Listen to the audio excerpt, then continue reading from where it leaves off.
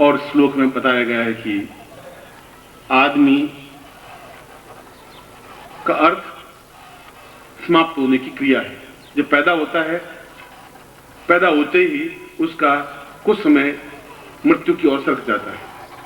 किसी की उम्र मान लो 60 साल है, तो 60 साल में 5 मिनट कम हो गए। जो ही पैदा हुआ उसके बाद 5 मिनट कम हो गए, फिर 10 मिनट कम हुए, यानी वो सरकता गया मृत्यु की ओर, जीवन की ओर नहीं सरका। और एक दिन ऐसा आएगा वो मर जाएगा, और एक दिन ऐसा भी आएगा कि उसको लोग भूल जाएंगे। और भूलने के लिए हम पैदा हुए नहीं कि भूल जाएं। और लोग अगर भूल भी गए तो फिर हमारा जीवन बेकार, आपके गुरु भी बेकार, आपको शिष्य बनना भी बेकार। मैं भी बेकार थे जब आपको मैं भुला सकूं या भुला दूं। इसलिए कुछ ऐसा करें, और ऐसा तब हो सकता है जब आप देवत्व बन सकेंगे। क्योंकि व्यक्ति मनुष्य पुरुष जिसमें पौरुष हो, ताकत हो, क्षमता हो, जोश हो,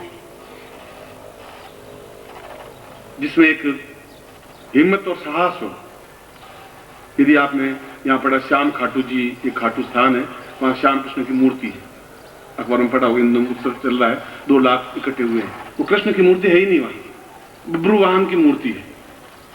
भीम का पुत्र घटोत्कच, उनका पुत्र बब्रुवाहन। और बब्रुवाहन ने, कृष्ण जानता था कि इससे जैसा वीर संसार में है ही नहीं। अर्जुन तो तिनके की तरह है, उड़ जाएगा क्षण में, और मुझे अर्जुन को विजय दिलानी है। अब कूटनीति मुझे क्या चलनी चाहिए? तो उन बब्रुवाहन को बुलाया। उन्होंने कहा तुम कैसे वीर हो? तुम वीर हो भी? उन्होंने मैं अभी आपको प्रमाण दे देता हूं। उन्होंने तीर उठाया और पीपल के बिखरे हुए पत्ते थे 21, एक तीर से 21 पत्तों को छेद दिया, और 21वां पत्ता कृष्ण के पैर के नीचे था। उसने कृष्ण पैर हटा दिए तो हमारा पैर भी छिद जाएगा, और इतने उड़ते हुए पत्तों को एक तीर से छेद दिया। उसने सोचा कि पांडव नहीं जीत सकते बब्रुवाहन के सामने, संभव ही नहीं, क्योंकि कौरव की तरफ। उनका कि या तो तुम शत्रु बन जाओ या तुम मुझसे वरदान मांगो, तुमसे एक काम करो। उनका आप जो भी चाहें, आप चाहें तो मैं अकेला आपको समाप्त कर सकता हूं सबको, इतनी ताकत मुझ में है। और आप अगर कुछ मांगे तो आप कृष्ण हैं, मैं जानता हूं आप क्या हैं, आप वरदान मांग लीजिए, जो कुछ मांगे आप मैं दूंगा। उनका मुझे तुम्हारा सिर चाहिए। इतनी सी बात निश्चित दे देता हूं, मगर मैं ये चाहता हूं कि इतनी ऊंचाई पर मेरे सिर रखे कि मैं महाभारत युद्ध को देख सकूं। बस इतना ही आपसे वापस चाहता हूं। और अपना सिर काट करके कृष्ण के हाथ में दे दिया। और कृष्ण ने कहा कि तुम एक दिन मेरा ही रूप बन करके इस संसार में पूजी जाओगे। राजस्थान में खाटू जगह है, वहां पर कृष्ण की मूर्ति है, और वह मूर्ति बब्रुवाहन की मूर्ति है, जिस कृष्ण के रूप में आज भी पूजा जाता है। और आज के दिन भी वहां कम से कम 2.5-3 लाख लोग इकट्ठे हुए हैं। जिस वीरता का मनुष्य अपने आप में इतना वीर बन सकता है, ताकतवान बन सकता है, वृद्ध बनता ही नहीं आदमी। और वह इसलिए मैंने पौरुष कहा। 80 साल की जिंदगी में भी एक जवानी पौरुष, चाहे पुरुष हो चाहे स्त्री हो, पौरुषता आ सकती है, ताकत आ सकती है, क्षमता आ सकती है। और वह हो सकता है जब हम पुरुष से महापुरुष, महापुरुष से देवत्व बने। और देवत्व बनने की क्रिया मैं कहूं आप देवता नहीं बन पाएंगे। विश्वामित्र ने कहा देवता बन जाए, कृष्ण देवता नहीं बन पाए। क्यों नहीं बन सकते? जब हमारे अंदर, शरीर के अंदर अणु हैं, उन अणुओं को परिवर्तित किया जाएगा, तब देवत्व स्थापन हो पाएगा। और जब देवत्व स्थापन हो पाएगा तो साधना हो पाएगी। मनुष्य कर ही नहीं सकता, क्योंकि उसका मन उसके कंट्रोल में नहीं आ सकता। इतने ऊंचे आप योगी नहीं है, और योगियों के मन भी शांत नहीं है। योगी होने के बावजूद भी कोई जरूरी नहीं है कि मन शांत रहे, क्योंकि भर्तृहरि ने कहा है कि घास फूस पत्ते हवा पानी पी करके भी जो वशिष्ठ विश्वामित्र गर्भ गर्भवती बैठे हैं, उनका मन भी चंचल रहता है। तो गुरुदेव मेरा मन स्थिर कैसे हो पाएगा? आप मन को स्थिर करो, मैं कैसे करूंगा? उनके भी नहीं हो पा रहे जो घास फूस खाते हैं। मैं तो अन्न खाता हूं, दूध पीता हूं, घी खाता हूं, तो मेरा मन शांत कैसे होगा? इसलिए मन शांत हो पाएगा जब आपके अणु परिवर्तित हो पाएंगे। यदि आपने अखबार पढ़े होंगे तो अभी अमेरिका में भेड़ की पूर्ण अनुकृति, पूरी भेड़ बना दी नई, उन अणुओं को लेकर के।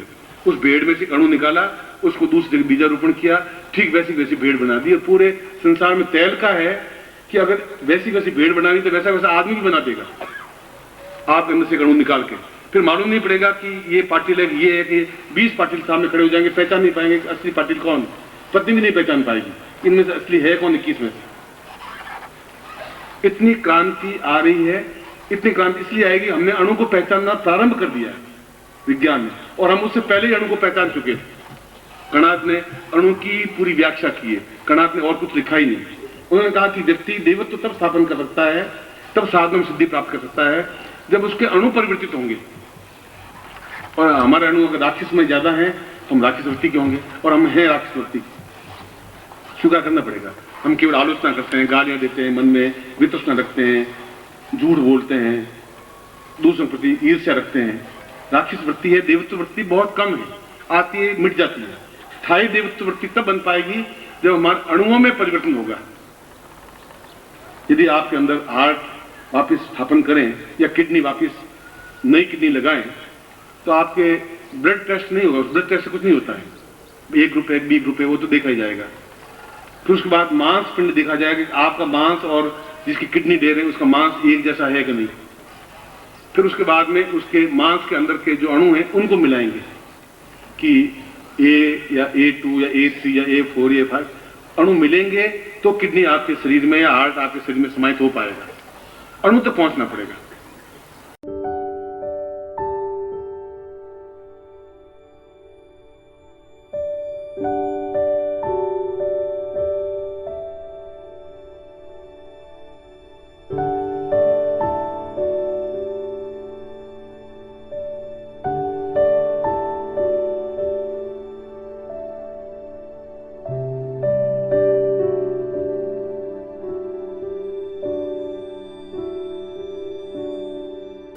केवल आपको दीक्षा देने से काम नहीं चल पाएगा। आप अणुओं तक पहुंचने की क्रिया जो देगा तब आपको राक्षस भी बनाया जा सकता है, तब आपको देवता भी बनाया जा सकता है।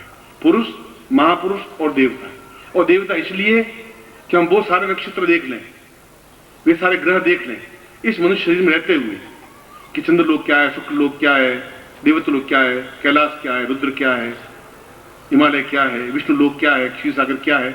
अब देखे ही नहीं तो फिर मनुष्य शरीर धारण ही क्यों किया, फायदा भी क्या हुआ। धनवान कैसे बनाया जा सकता है, करोड़पति कैसे बन सकते हैं, दरिद्र कैसे बन सकते हैं, योगी संतान कैसे पैदा कर सकते हैं, वो सब अणुओं के माध्यम से होगा। देवताओं के यहाँ देवता पैदा हो सकते हैं, राक्षसों के यहाँ राक्षस ही पैदा होंगे। अधिकतर बेटा बाप की तरह ही बनेगा, अधिकतर चेहरा ऐसे ही बनेगा, ऐसी वृत्तियां बनेगी। इसलिए अणुओं को परिवर्तित करने की जरूरत है। और अणुओं को परिवर्तित आम व्यक्ति, आम गुरु नहीं कर सकता। जिसको ज्ञान ही नहीं है वो नहीं कर सकता। अणु है कहां? आप मांस निकालते, वहां तो अणु है नहीं। मांस के टुकड़े टुकड़े वहां में अणु नहीं है। और शरीर के एक एक रोम में अणु है। अणु का मतलब है एक सुई की नोक पर 5000 अणु आते हैं। नोक पर 5000 अणु। उन अणुओं को परिवर्तित करने पर अपने आप में यदि आपको देवत्व की ओर परिवर्तित करना है, पूरे अणुओं को परिवर्तित करना पड़ेगा। और वो अणु परिवर्तित होंगे मंत्रों के माध्यम से, क्योंकि मंत्राधीना से देवता। ये सारी जो क्रियाएं हैं मंत्रों के अधीन है। मंत्र का मतलब है मैं बोलूं और आपके कानों में आपके अंदर उतरे। मैं आपको मां की गाली दूं और आप एकदम पत्थर लेके खड़े हो जाए। जो ही आप में से किसी को मैं मां की गाली दूंगा, सारे तेरी मां ऐसी हरामजादी रांड है, और तुम एकदम पत्थर लेके खड़े हो जाओगे। मैं तो आपको टच ही नहीं की, हाथ ही नहीं लगाया, आपको क्रोध दिला दिया, खड़े हो गए, पत्थर ले लिया, मारने तैयार हो गए। आप मेरे बीच में क्या था? शब्द थे। मैंने शब्द बोला, आपके अंदर उतरा। अगर आपको क्रोध दिला सकता हूं तो फिर देवता भी बना सकता हूं।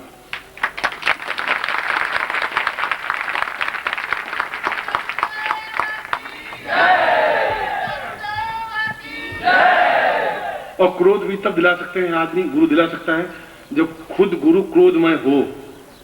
मरा वो गुरु तो क्रोध कर ही नहीं सकता।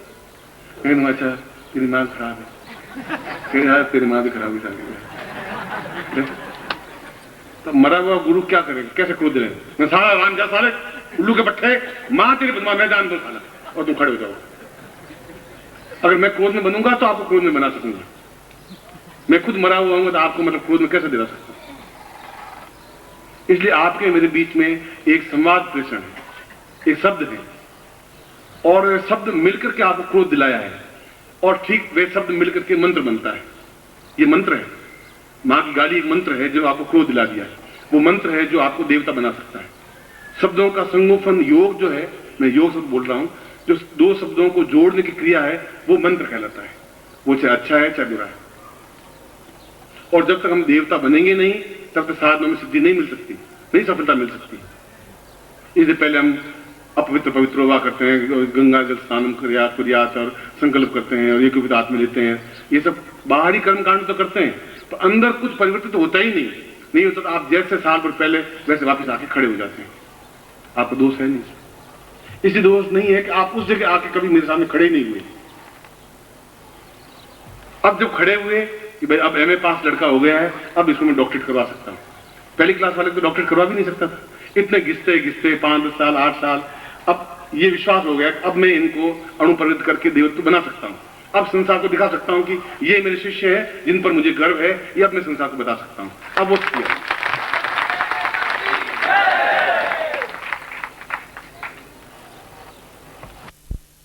था। इसलिए मुझे मालूम है कि ये कितने महत्वपूर्ण दिन हैं और कितने महत्वपूर्ण अवसर पर आप मेरे सामने उपस्थित हैं। इसलिए परिवर्तन करने की आपको जरूरत नहीं है, आप परिवर्तित हों। आप क्षण के लिए परिवर्तित होंगे, वापस वैसे बन जाएंगे। मगर आपके अणुपरिवर्तित करने पर आपकी जो भी आप चाहेंगे, देवता जो भी चाहता है वो प्राप्त हो जाता है। देवता को कल्प वृक्ष के नीचे बैठे हुए व्यक्ति को जो चाहे वो मिल जाता है, क्योंकि कल्प वृक्ष अपने आप में देवतामय है। यदि आप, मैंने कहा कि आप जैसा मुझे याद करेंगे मैं वैसा बन जाऊंगा। आप मुझे अगर एकदम समझेंगे कि ये ज्ञानवान है, आप जो कुछ मेरे पास बैठ कर मांगेंगे मैं आपको दूंगा, मिलेगा ही, आपको हर हाल से मिलेगा। यदि आप उस भावना के साथ मेरे बैठेंगे, वो भावना पैदा होगी जब आपके अणु परिवर्तित होंगे, मन तो फिर भटक जाएगा। जो बात निकले क्या मिला, हुआ क्या,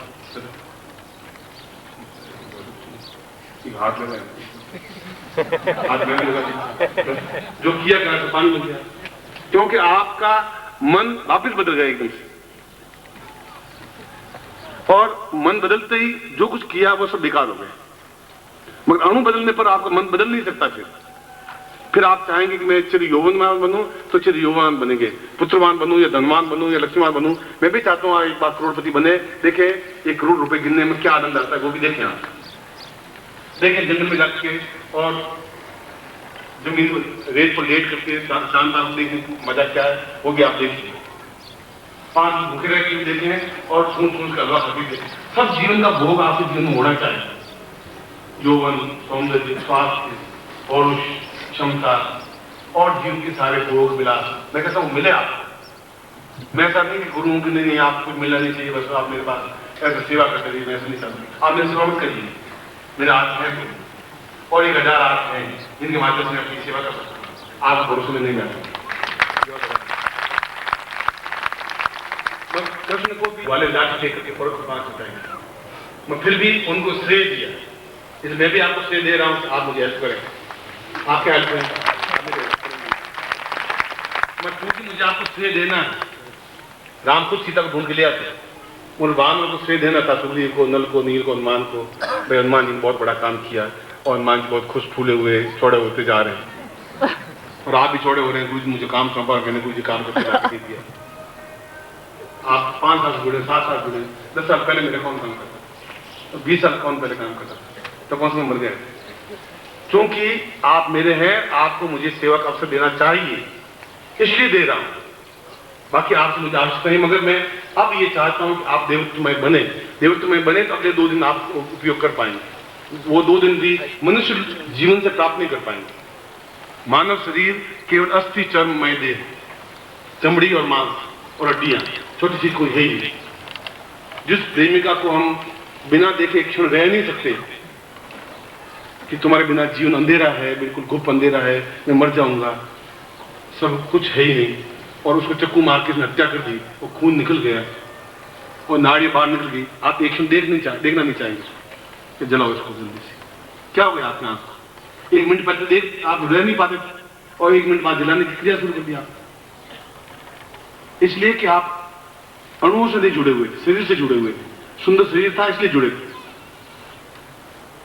इसलिए शरीर अणु में ये अंतर है। अणु परिवर्तित होंगे तो फिर आप देवता बन पाएंगे। जब देवता बन पाएंगे तो फिर आप उनके समकक्ष बन पाएंगे, जहां कृष्ण है, जहां इंद्र है, जहां वरुण है, जहां यम है, जहां कुबेर है, जहां रुद्र है।